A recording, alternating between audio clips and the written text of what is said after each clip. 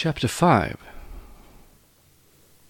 The name of this chapter in Sanskrit is Karma Sanyasayog, which means the book of religion by renouncing fruit of works. It has always seemed to me to be one of the most important in the Bhagavad Gita.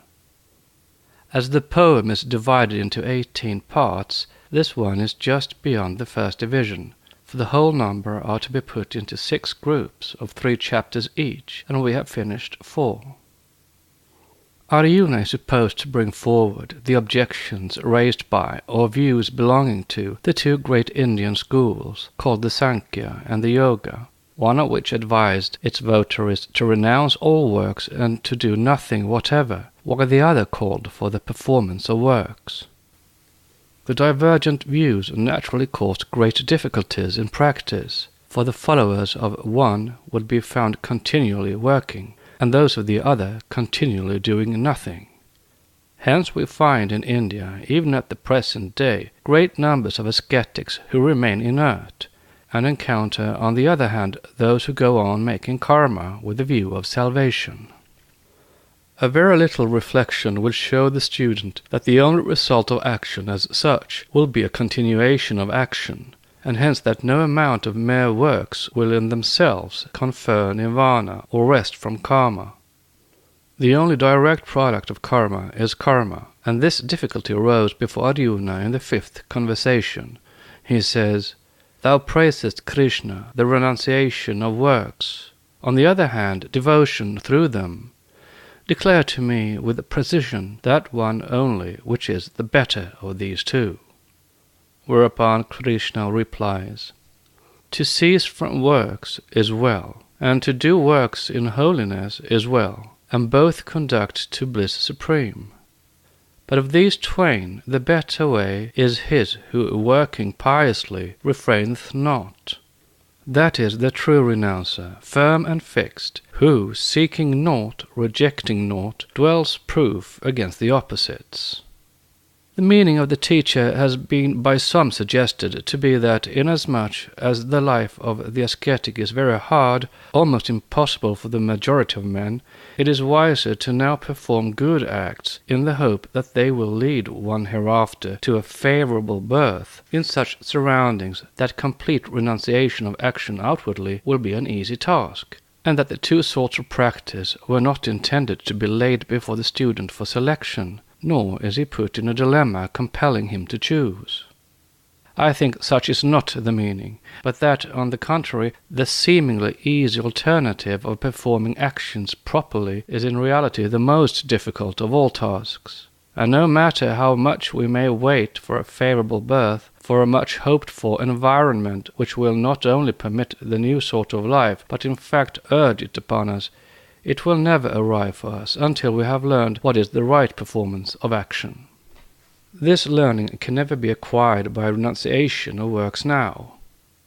Indeed, it may be taken for granted that no person will be able to renounce the world unless he has passed through the other experience in some life. A few may be found who attempt to do so, but if they have not been through all action, they cannot proceed. The character of the man himself inwardly is the real test. No matter how many times during countless births he has renounced the world, if his inner nature has not renounced, he will be the same man during the entire period, and whenever in any one of his ascetic lives the new, the appropriate temptation or circumstance arises, he will fall from his high outward asceticism. That our view as to the extreme difficulty of right renunciation through action is correct, we may refer to what Krishna says further on in the chapter. Yet such abstraction, chief, is hard to win without much holiness. Krishna praises both schools, telling Arjuna that the disciples of each will arrive at a like end, but he says that right performance of action is the better. Now we must reconcile these 2. If one is better than the other, and yet both conduct to the same goal, there must be some reason for making the comparison, or hopeless confusion results. Acting upon his apparent equal endorsement, many seekers have abandoned action, thereby hoping to gain salvation. They ignored the 6th verse, which reads, O thou of mighty arms, it is difficult to attain true renunciation without right performance of action. The devotee rightly performing action attains to true renunciation before long. Here again is a higher place assigned to performance of action. It seems clear that what Krishna meant was that renunciation of action in any one life, followed by the same conduct in all the subsequent lives thereby affected, would at last lead the renouncer to see how he must begin to stop that kind of renunciation and take up the performance of actions while he renounced the fruit of them. This is thought by many occultists to be the true view. It is well known that the ego returning to regeneration is affected by the actions of his previous births, not only circumstantially in the various vicissitudes of a life, but also in the tendency of the nature to any particular sort of religious practice, and this effect operates for a length of time or number of births exactly commensurate with the intensity of the previous practice. And naturally, in the case of one who deliberately renounced all in the world, devoting himself to asceticism for many years, the effect would be felt for many lives and long after other temporary impressions had worn off. In going on thus for so many births, the man at last acquires that clearness of inner sight which brings him to perceive what method he really ought to follow. Besides also the natural development, he will be assisted by those minds whom he is sure to encounter, who have passed through all the needed experience. Additional support for these suggestions is found in the 6th chapter, in the verses referring to the rebirth of such disciples. So hath he back what heights of heart he did achieve, and so he strives anew to perfectness, with better hope, dear prince, for by the old desire he is drawn on unwittingly. What we are to endeavor to understand, then, is how to renounce the fruit of our actions, which is what Krishna means when he tells us to perform actions as renunciation. The polluting effect of an act is not in the nature of the mere thing done, nor is the purifying result due to what work we may do, but on either hand the sin or the merit is found in the inner feeling that accompanies the act. One may donate millions in alms, and yet not thereby benefit his real character in the least.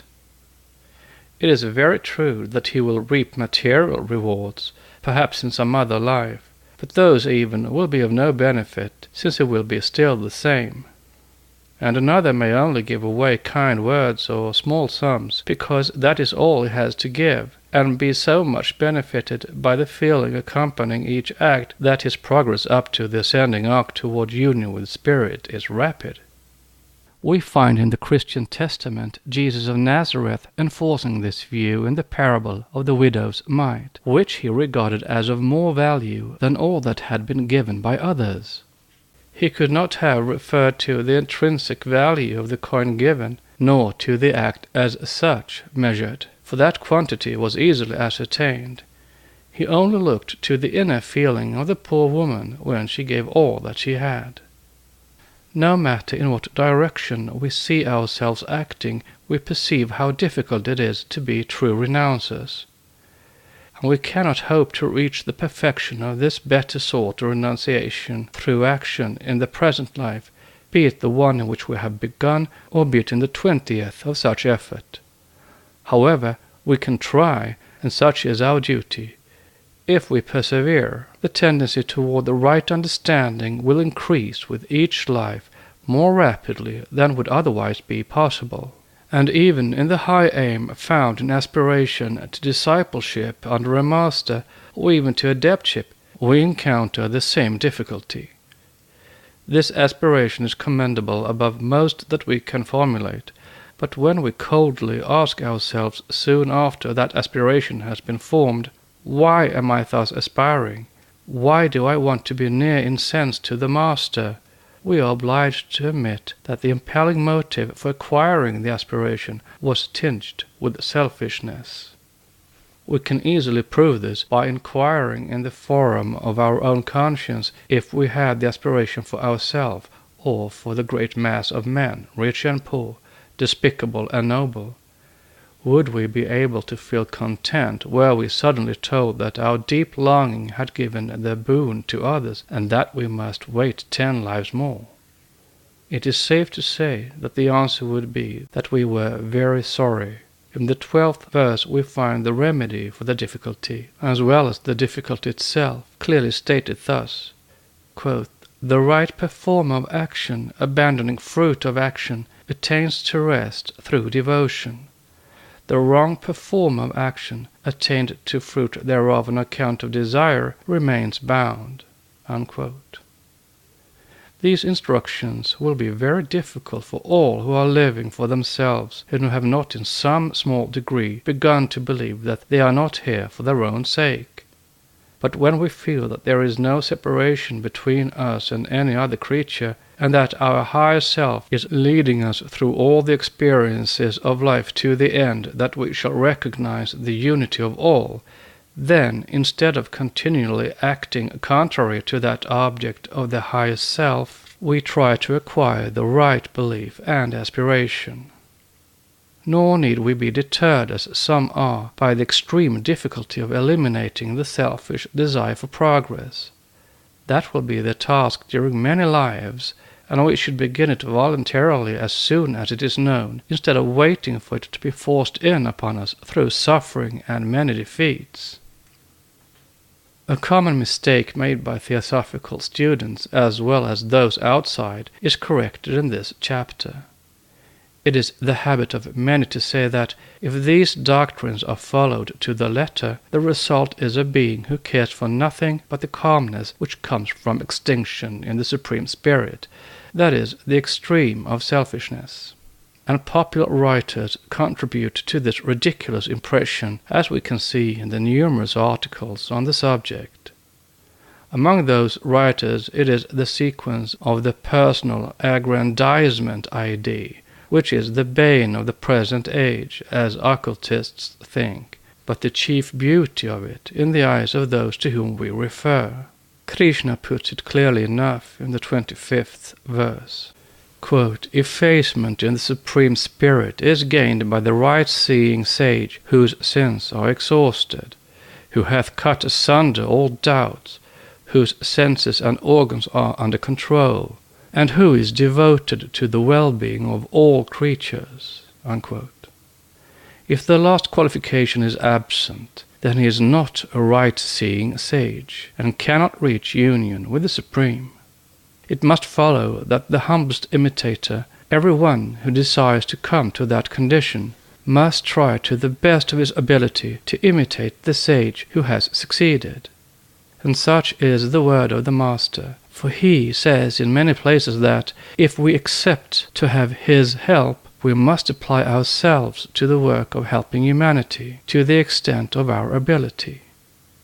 No more than this is demanded.